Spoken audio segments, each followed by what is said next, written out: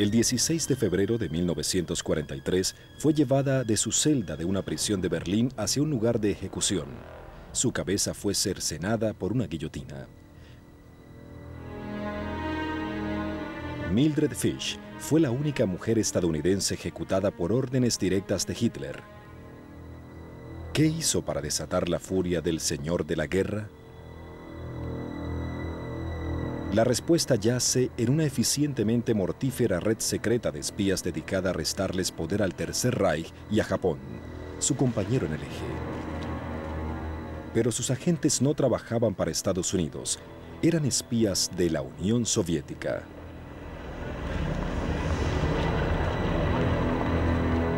Mildred Fish era un miembro clave de este grupo que arriesgaba su vida en un siniestro juego del gato caza al ratón, que los llevaría al mismísimo corazón del régimen nazi.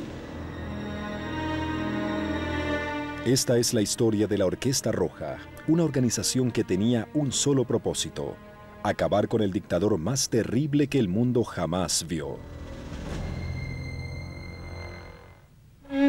Nacida en 1902 en Milwaukee, Mildred Fish era una mujer vivaz e inteligente, procedente de una de las familias estadounidenses más antiguas que llegaron tan solo una generación después de Mayflower.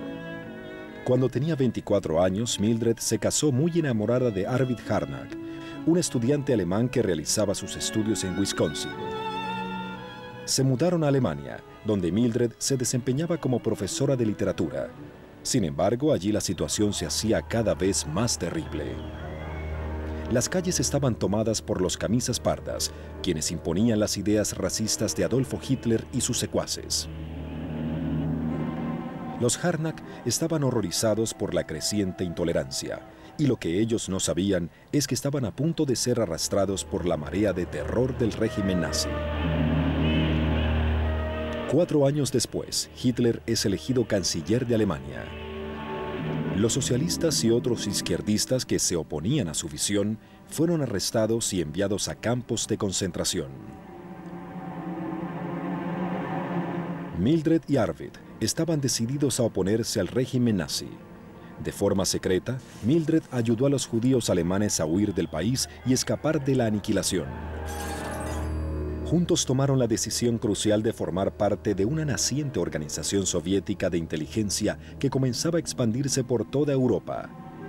La red secreta fue conocida como Die Rote Kapelle, la Orquesta Roja. Los atroces crímenes del régimen comunista de Stalin no eran conocidos del todo en Occidente.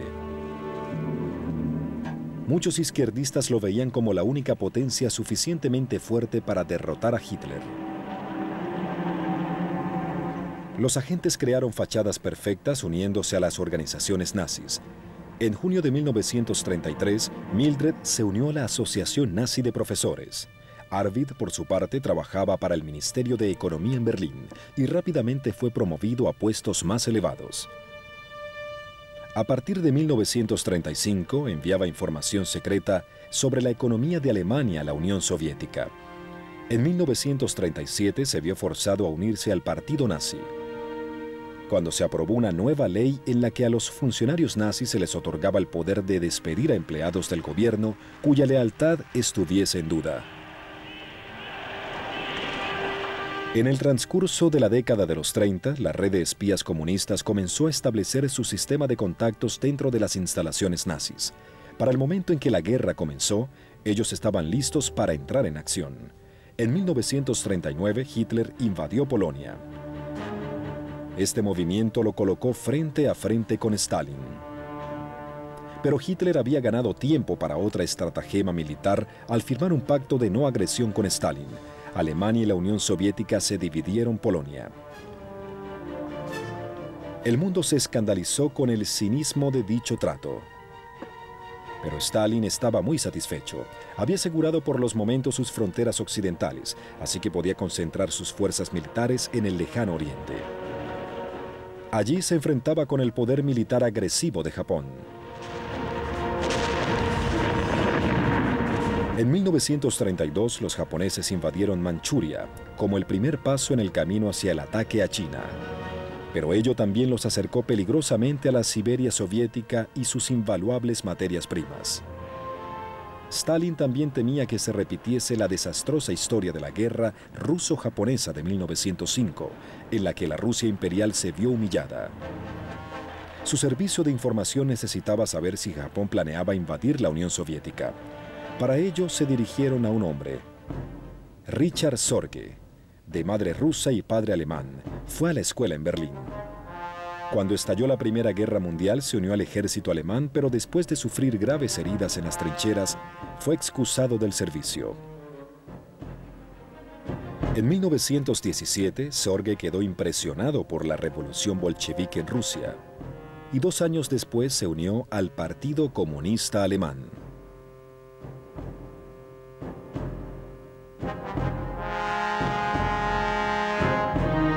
Luego, en 1924, se mudó a Moscú y adquirió la ciudadanía soviética. Su doble nacionalidad y lealtad a Moscú hizo de él el candidato perfecto para espiar. A mediados de la década de los 20, se unió a la organización de inteligencia soviética GRU y fue reclutado como espía. En 1930 fue enviado al puerto japonés de Shanghái, donde se hizo pasar por un periodista alemán. Allí reunió información sobre el ejército nacionalista chino liderado por Chiang Kai-shek e hizo contacto con Ozaki Hotsumi, un comunista japonés que tenía conexiones dentro del gobierno de Tokio.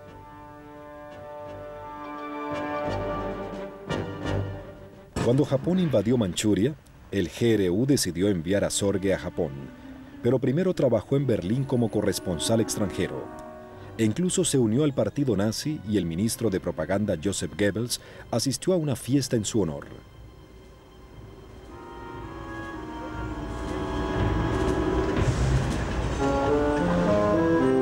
Sorge llega a Tokio en 1933. Su misión consiste en descubrir si el gobierno de Japón está planeando atacar a la Unión Soviética.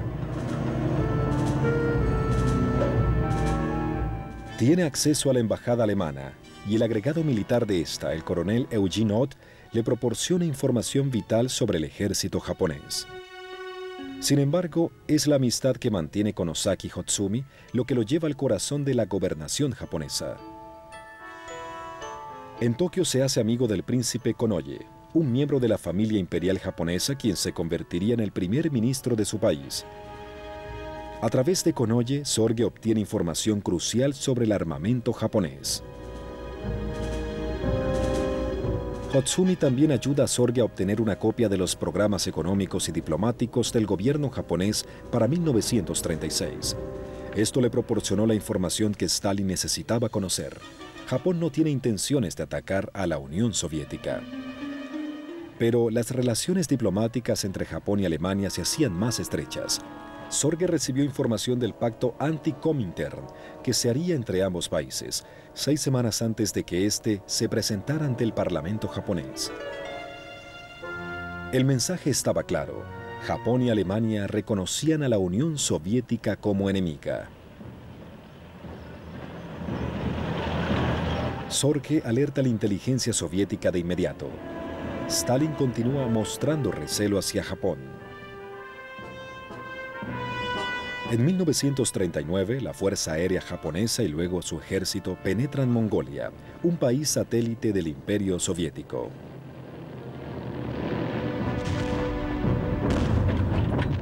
El Ejército Rojo aplasta a sus atacantes con un decisivo despliegue de su potencial militar. Sin embargo, Japón tiene un objetivo más importante en mente. En octubre de 1941, Sorge reporta a Moscú que Japón tiene intenciones de atacar a Estados Unidos y a los poderes coloniales al sudeste de Asia. Pero ello da escaso alivio a Stalin. Ya lo inevitable ha ocurrido. Hitler le dio rienda suelta a su Blitzkrieg, o guerra relámpago en la Unión Soviética. El ejército ruso comienza a colapsar. Para Stalin solo hay una forma de salir del atolladero: usar la información ultra secreta sobre las intenciones de su enemigo, y la única forma de obtenerla es a través de las redes de espionaje. Hitler y Stalin se enfrentan cara a cara. La gran batalla entre los dos imperios explota en un conflicto abierto con la Operación Barbarossa, la invasión alemana a la Unión Soviética. Al principio, el ataque alemán obtiene un gran éxito. 3 grandes destacamentos penetran las defensas soviéticas y toman prisioneros a cientos de miles de soldados. Moscú está bajo amenaza, y Stalin piensa que la Unión Soviética podría estar encarando su final. Solo unos años antes, el espía soviético Richard Sorge había informado que Japón no tenía intenciones de atacar a la Unión Soviética. En ese momento, esta información pasaría a ser verdaderamente valiosa. En octubre de 1941, Stalin traslada 40 de sus divisiones desde Siberia hasta el frente de Moscú. Estas divisiones llegaron justo a tiempo. Los alemanes estaban alistando para realizar su último ataque contra Moscú.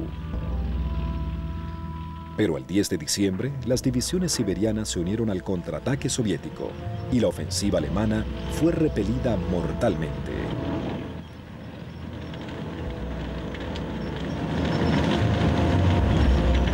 El dictador Stalin se sintió aliviado, pero el juego mortal de Richard Sorge finalizó cuando la inteligencia japonesa arrestó a muchos comunistas en Tokio. Sorge y Osaka Hotsumi estaban entre estos. Fueron sentenciados a muerte y 3 años después fueron ejecutados con media hora de diferencia. Esto constituyó el fin de la rama espía de Stalin en Japón. La inteligencia soviética tuvo que volverse hacia sus otras redes de espionaje. En Berlín, Arvid Harnack y su esposa Mildred Fish seguían enviando información invaluable a la Unión Soviética.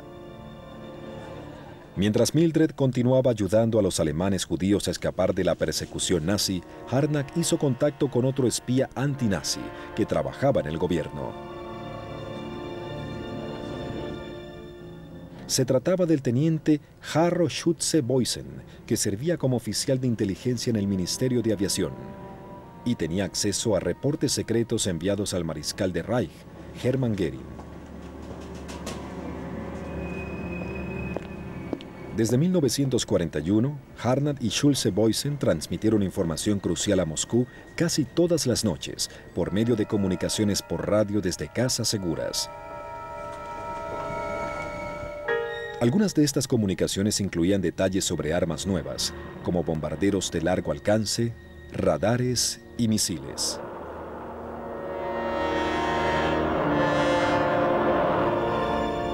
Para el momento en que Harnack, Fish y Schütze-Boysen se unieron a la Orquesta Roja, esta había expandido sus operaciones a 3 sectores. Tenían una red en Berlín, una segunda red en Francia, Bélgica y Holanda. Y finalmente, un grupo que operaba desde Suiza que se llamaba la Red Lucy. Lucy es el nombre código de Rudolf Ressler, un periodista y editor alemán que vivía en Lucerna. Entre sus amigos se encontraban varios militares de carrera que pertenecían a la Fuerza Aérea Alemana. Muchos de ellos eran fieles a Alemania, pero no apoyaban al partido nazi y no eran leales a Hitler.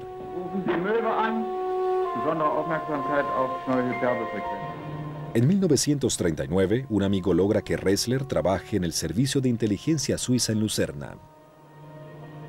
Allí le presentan a Roger Mason, jefe de inteligencia militar. Los suizos tienen acceso directo a la inteligencia militar alemana. Esto le proporcionó a Ressler una invaluable vía de información de la maquinaria de guerra nazi. Ressler enviaba esta información a Alexander Rado, un legendario espía ruso que tenía su base en Ginebra, Suiza. Rado había estado trabajando para la inteligencia soviética desde principios de 1930. Según Otto Ponter, un agente de nacionalidad soviética y suiza, Rado y Ressler, temiendo por su seguridad, rara vez se unieron personalmente. Una red de espionaje puede ser segura solo si 3 personas se conocen. Este fue el error de la resistencia francesa. Al principio, Todo el mundo se conocía y si atrapaban a uno, los demás caían con él. Ponter es uno de los pocos agentes que se reunía regularmente con Rado. Compartían información de inteligencia en un restaurante ubicado en la calle frente a la estación principal de trenes en Ginebra. El restaurante tenía 2 entradas. Cada uno entraba por una entrada diferente y nos reuníamos adentro. Cuando teníamos información para intercambiar, la colocábamos dentro de los diarios y en la mesa cambiábamos de diarios. Alexander Foote, un comunista británico que vivía en Lausanne, era otro miembro de la Red Lucy y trabajaba como operador de radio. Transmitió toda la información a Moscú desde un local secreto en Suiza. Ressler fue el único espía con quien Foote tuvo contacto. En marzo de 1940, Ressler obtuvo información secreta sobre la invasión alemana en Dinamarca y Noruega. Los rusos enviaron mensajes de advertencia a los aliados de Occidente, pero no había nada que ellos pudiesen hacer al respecto. 2 meses después, Ressler supo que los alemanes planeaban esquivar las defensas francesas en la línea Maginot, pero el Blitzkrieg o guerra relámpago de Hitler era incontenible. Los datos que Ressler había facilitado causaron poco impacto en el modo en que se condujo la guerra, pero eso estaba por cambiar.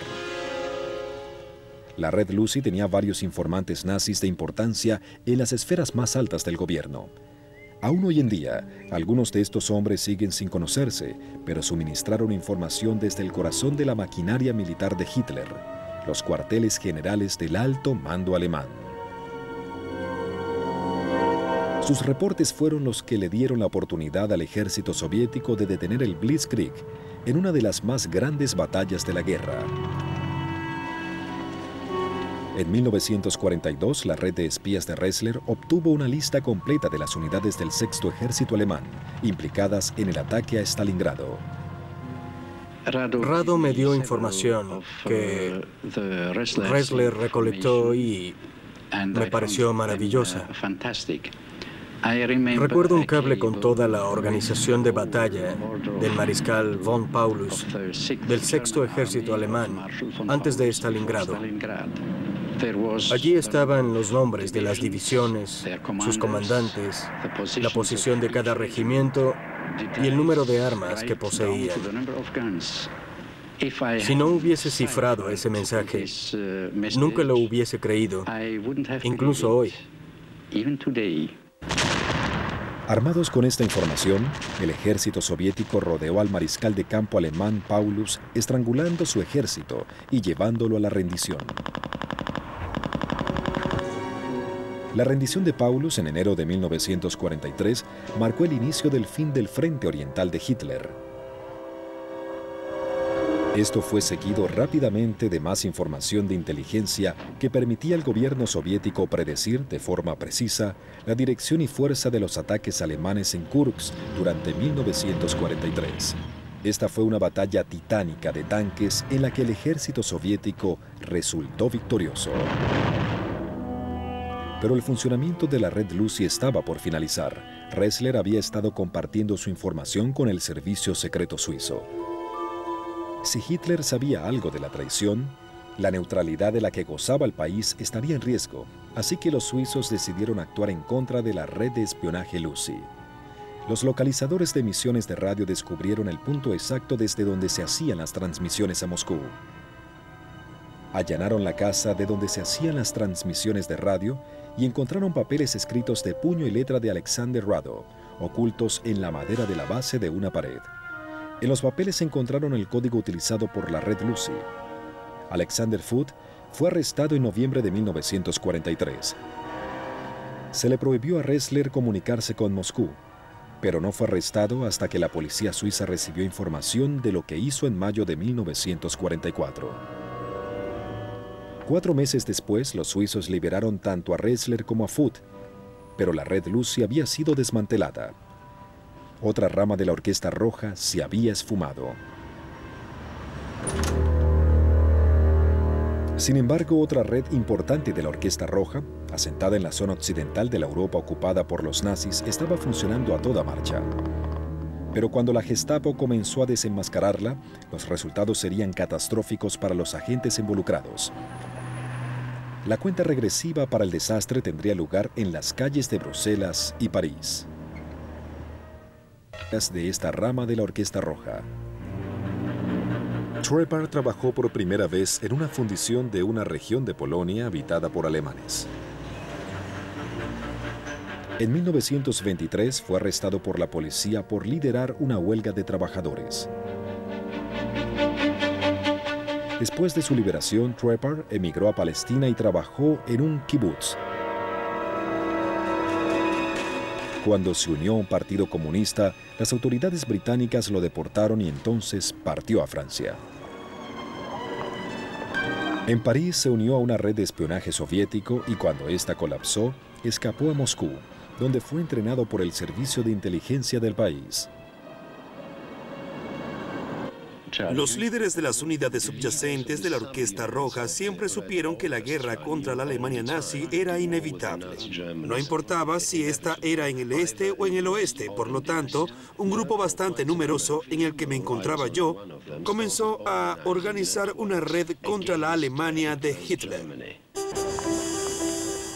Durante los 2 años siguientes, Trepar viajaba constantemente de Moscú a Europa Occidental, reclutando y entrenando simpatizantes comunistas por toda la región. En 1938, Trepar fijó su residencia en Bruselas, como ciudadano canadiense y hombre de negocios. En 1940, cuando unidades de tanques alemanes entraron a Bélgica, envió a Moscú informes sobre las tácticas del Blitzkrieg o Guerra Relámpago de Alemania. Por órdenes de la inteligencia militar soviética, mudó su red de espionaje a París. Era muy sencillo encontrar gente dispuesta a continuar la lucha a pesar de la capitulación. Tuve contacto personal con muchos oficiales y soldados. Algunos de ellos han sido mencionados. Querían luchar y sabían que la guerra pronto comenzaría. Estaban muy motivados a hacer todo lo que fuese necesario para ayudar. Bajo el rango de general, a Trepar se le colocó a la cabeza de toda la red soviética de espionaje de Europa Occidental y se le apodó el Gran Jefe. En mayo de 1941, advirtió a Moscú que Hitler se proponía invadir Rusia. En 1941 teníamos muy buenas conexiones. Teníamos acceso al alto mando alemán en Francia y algunos de nuestros camaradas tenían buenas conexiones con el alto mando alemán en Berlín.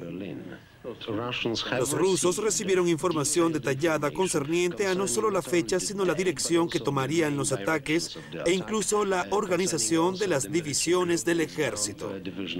Stalin simplemente estaba convencido de que la Alemania nazi no le declararía la guerra antes de 1944 y pensaba que el servicio secreto británico estaba detrás de nuestras fuentes de información y que éste quería presionar a la Unión Soviética para que se uniera a la guerra. Se comprobó que la información de Trepar era verídica y esto hizo que se le diera aún más estima. En el corazón de París, Trepar estableció una compañía falsa de importación y exportación llamada Simex, especializada en materiales de construcción, y sus oficinas se establecieron en la avenida 78 de los Campos Elíseos. Una sucursal de la compañía Simex fue establecida en Bruselas. Las redes de espionaje de Berlín, Bruselas y París usaban su propio código secreto en las transmisiones telegráficas, pero los alemanes las detectaron y comenzaron una campaña para destruirlas una por una.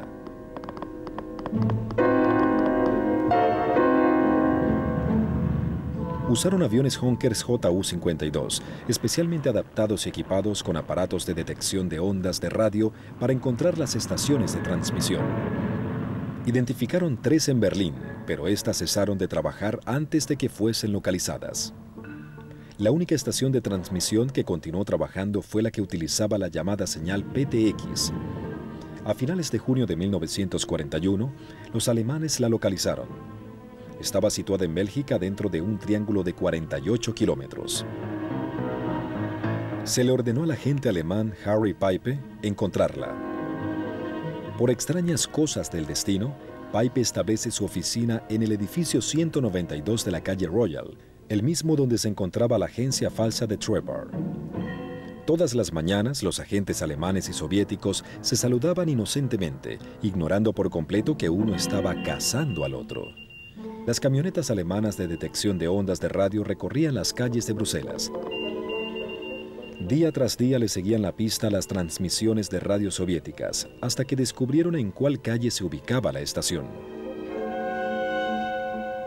Disfrazados de civiles, los agentes alemanes mantuvieron todas las casas bajo vigilancia. Finalmente se dirigieron a la 101. La noche del 13 de diciembre, Peipe y su grupo de agentes alemanes irrumpieron en el edificio. Descubrieron un transmisor de radio y dos mujeres agentes.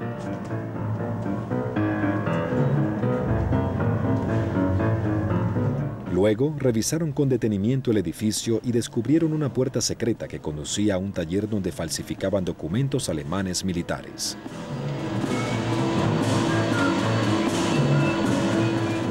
Hitler fue informado del hallazgo y ordenó que la conspiración tenía que arder en llamas. También descubrieron un trozo de papel que tenía escrito combinaciones de números. Los decodificadores alemanes revelaron el nombre Proctor, un héroe de una novela francesa. Después de pasar semanas investigando en las librerías de antigüedades de Bélgica y Francia, encontraron un oscuro libro cuyo autor era Guy de Teramont, que funcionaba como clave del código soviético utilizado en las transmisiones de PTX, lo cual fue desastroso para la Orquesta Roja. El código reveló los nombres y contactos de numerosos agentes soviéticos en Berlín. El 31 de agosto de 1942, la Gestapo emboscó a Schulze-Boysen en el Ministerio de Aviación. Harnack y Fisch fueron arrestados en un centro vacacional en las costas del norte de Alemania. En total, 177 agentes sospechosos fueron reunidos en Berlín y conducidos a los sótanos del cuartel general de la Gestapo. Muchos no pudieron soportar la salvaje tortura y dieron los nombres de otros conspiradores. Llevaron a Arvid Harnack junto a otros 80 conspiradores a la prisión de Plötzensee, donde fueron colgados en ganchos con finas sogas. Sus propios pesos los estrangularon lentamente.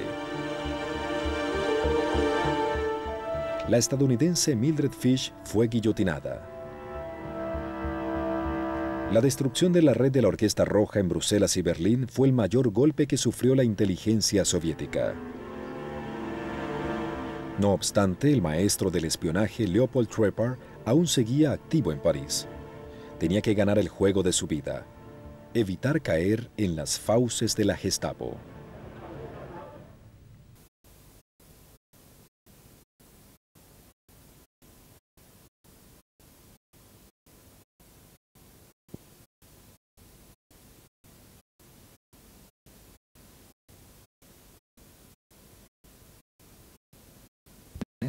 Simex estaba localizada cerca de la organización Todt, la oficina oficial de construcción de Alemania.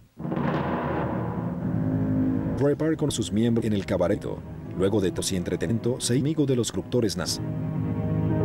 Trepar, una mina de cuando sí no solo convirtió en el abastecer de Todt, sino que el mayor proyecto de construcción del Reich. Hitler ordenó construir una secreta defensa a cargo de la costa francesa, el conocido Muro Atlántico. Las personas del partido no había contratado para que les pagase los materiales de construcción eran todos. Simex usó a proponerles minas mezcladas, grupos andamiaje, férreas tares, racas para construir camino y camiones. La compañía de Trepar, una fachada para encubrir el espionaje soviético, estaba ganando millones de francos. Una partida del presupuesto del gobierno alemán destinada para proyectos de defensa estaba apoyando una red de espionaje. Trepar utilizó una parte de las ganancias de la compañía para sobornar a funcionarios nazis para que le dieran otros proyectos importantes de construcción a Simex. De esta manera, Trepar pudo enterarse de las estrategias alemanas y los movimientos de sus tropas en toda Europa. Trepar también disfrutó del dinero. Se compró un castillo en el centro de Francia, donde les proporcionaba comida fresca a sus agentes al tiempo que les brindaba abrigo. Moscú recibía cada vez más información a medida que Trepar se infiltraba en casi todas las ramas del gobierno alemán. Este fue el mejor momento para Trepar. Luego, el 10 de junio de 1942, la Gestapo descubrió una estación secreta de transmisión en las afueras de París. La pareja polaca que trabajaba allí, Hersch y Mayra Sokol, fueron torturados y revelaron los nombres de sus cómplices.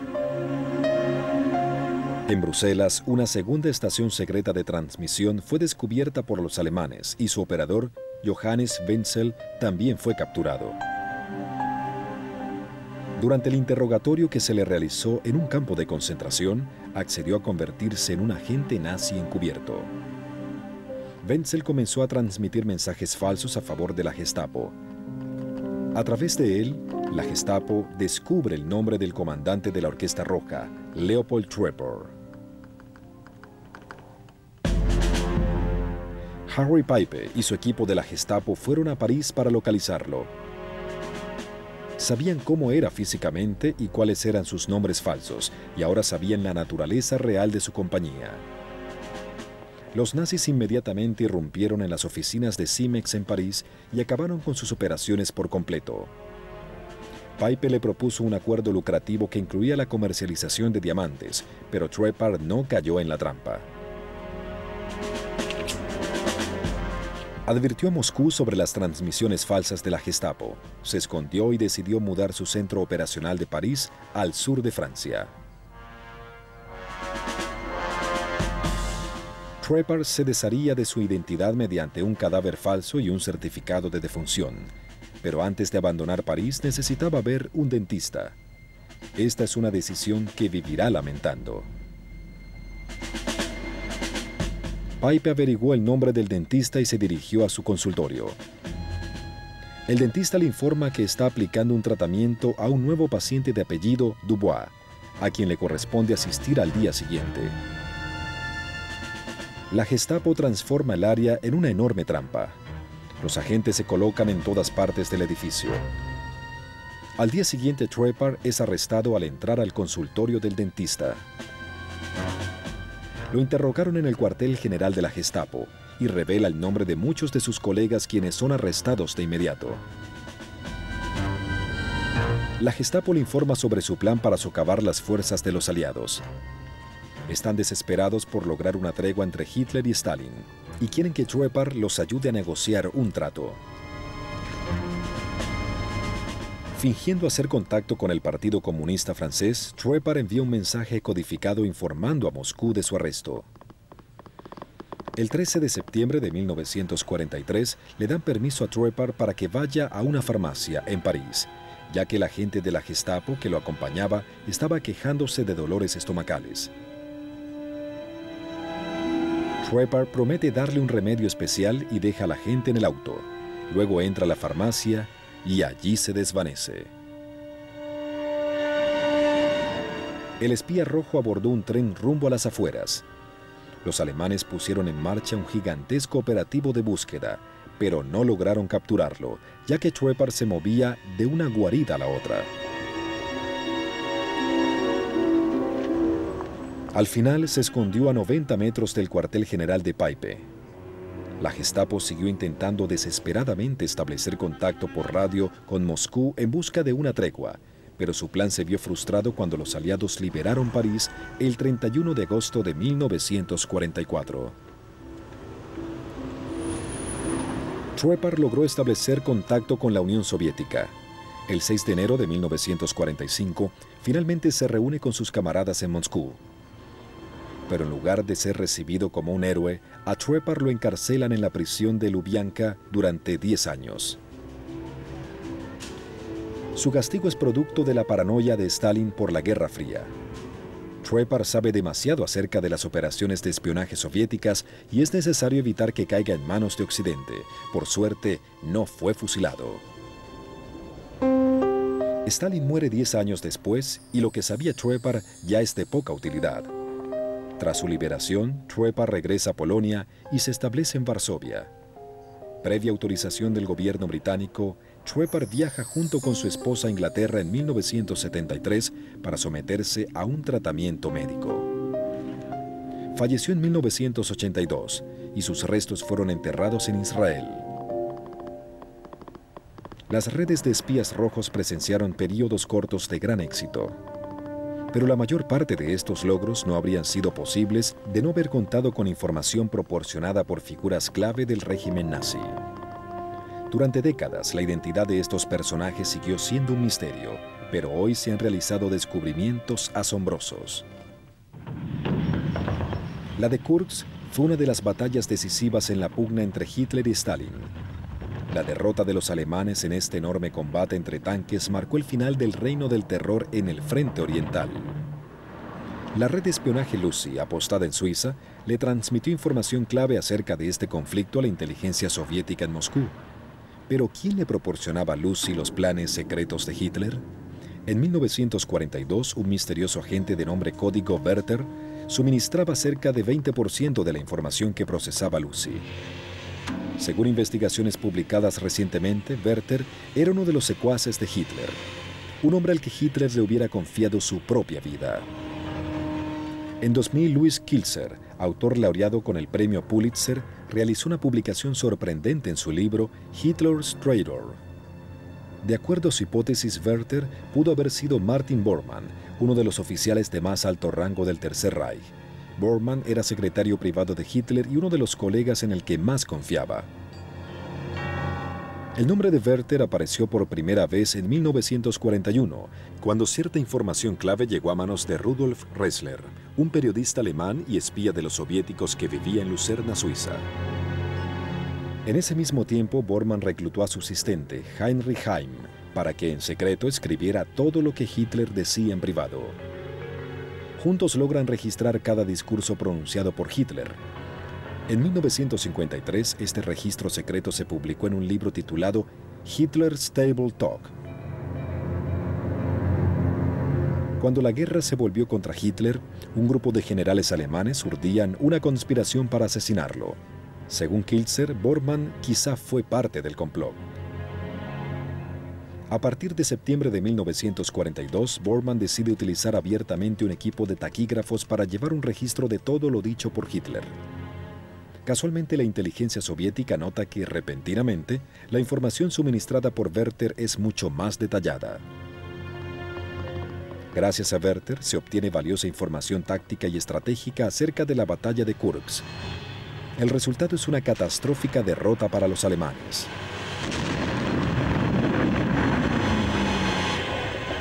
El 20 de julio de 1944, los generales alemanes, liderados por Klaus von Stauffenberg, intentan asesinar a Hitler colocándole una bomba. La bomba explota en una de las habitaciones donde se encontraba Hitler, pero este sale ileso. Como consecuencia del atentado, Hitler elimina a todos sus opositores dentro de Alemania y ordena fusilar a los conspiradores o sentenciarlos a la horca. Sin embargo, Werther sigue enviando sus reportes. La influencia cada vez mayor que ejerce Bormann sobre Hitler es motivo de críticas entre el alto mando nazi. En 1946, durante una interrogación hecha por los aliados, Albert Speer, el ministro de armamento de Hitler, señala que Bormann era admirador de Stalin. Otros nazis sospechan que Bormann era un espía de los soviéticos. Se descubre que una de las amantes de Bormann era miembro de una organización alemana comunista que actuaba en la clandestinidad. Incluso los agentes aliados creen que Bormann huyó a Moscú en los últimos días de la guerra, o quizá escapó a Suiza, donde tenía una casa. Con sus declaraciones, el general Reinhard Gehlen, jefe de inteligencia de la Alemania Occidental entre 1956 y 1968, acentuó aún más el misterio en torno al destino de Bormann. En 1971, en el diario alemán, Gehlen señaló que Bormann había sido espía de los soviéticos y que vivió en ese país algunos años después de la guerra. Pero, ¿por qué razón Bormann le suministraba información clave a Moscú?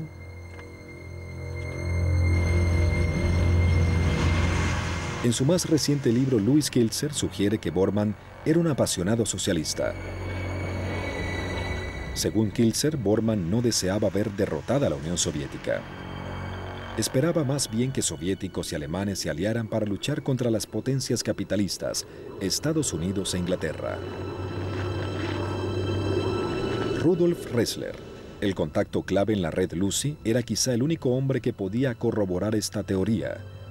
Tras haber sobrevivido a la guerra, decidió trabajar como espía para la inteligencia checa luego que los comunistas tomaron el poder, pero nunca resolvió este acertijo.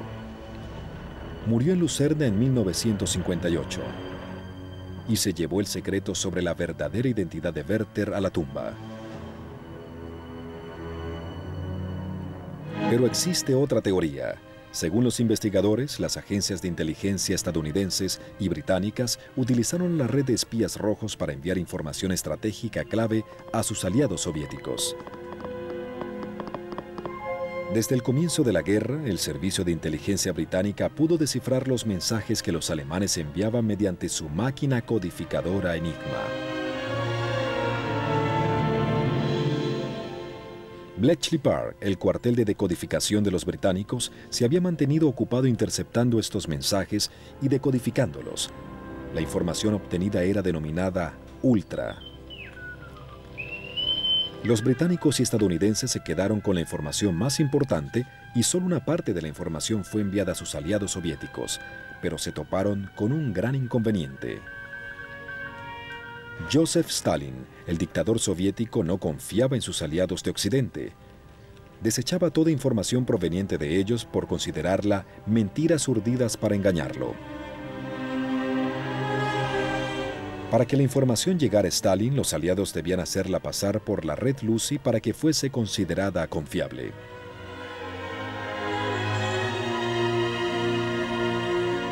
Algunos historiadores suponen que la inteligencia soviética colaboró en esta maniobra porque era el único modo de lograr que Stalin considerara confiable la información suministrada por los aliados.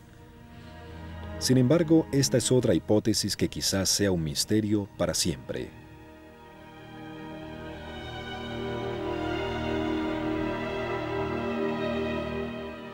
Fuesen polacos, alemanes, suizos o estadounidenses, todos compartían el mismo objetivo: acabar con el régimen más brutal de la historia.